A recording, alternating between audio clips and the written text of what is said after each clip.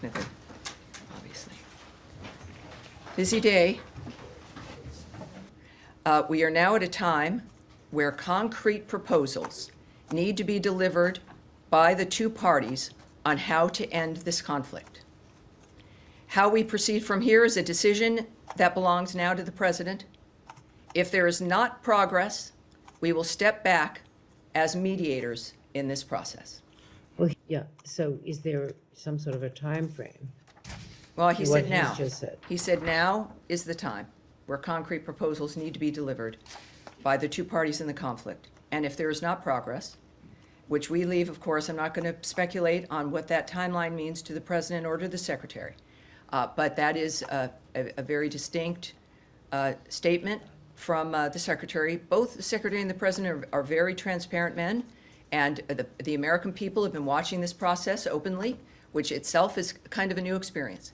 But that is what he said to me just a little bit ago. Calling for a ceremonial ceasefire, a 3-day ceasefire next week to... Well, obviously, to end the conflict. So you I mean, clearly, it's about what they've been working toward is a ceasefire, a complete, full, durable ceasefire, right? Not a 3-day moment so you can celebrate something else. A complete, durable ceasefire and an end to the conflict. Does this mean that the proposals that the United States had on the table, is it off the table now that you're seeking? I'm not going to speculate on what the statement that's been made here means about things that have existed or have been discussed before. It's just what he has said today, and I think it's clear. On North Korea, they acknowledge finally that they apparently have sent their men, their soldiers to fight for Russia in Ukraine. Does this change your approach? North Korea is not being helpful. They're not being helpful.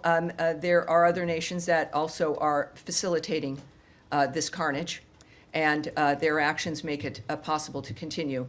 Third countries, like North Korea, have perpetuated the Russia-Ukraine war, and they bear responsibility for it.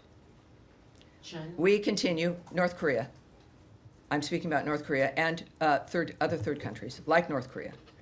We continue to be concerned by North Korea's direct involvement in the war, North Korea's military deployment to Russia, and any support provided by the Russian Federation to the DPRK in return must end.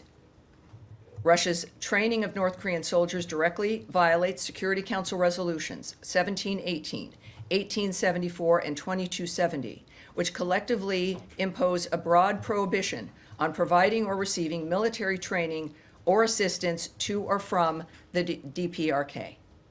All right. Proposal to what was put on the table by the United States. Should we take this as a rejection of their counterproposal? I think you should take it as what the Secretary meant, which is that what is happening now is that what we expect from them are concrete proposals But if they've on how to end this presented one. situation. So that's his statement. I would not expand on it as those are the words he used for me.